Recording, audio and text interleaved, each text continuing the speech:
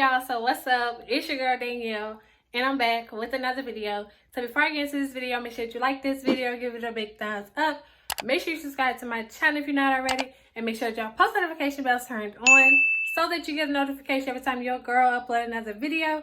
And without further ado, let's get into the videos. As y'all read by that title, today I am going to be installing a lace frontal wig for the first time. I would like to give a big shout out and thank you to Falafalahair on Amazon for sending me this unit to review. Y'all, I am so excited. Also kind of nervous because I don't know how this video is going to turn out, being that this is my first lace frontal wig ever, because I'm always used to closures, girls slap it on and go. But today we're doing something different. We're doing something new. We're trying new things, okay? If you are interested in this hair, make sure you check out Falafalahair on Amazon. I will have everything linked down below in the description box. And make sure you use my discount code DLATICE for 10% off.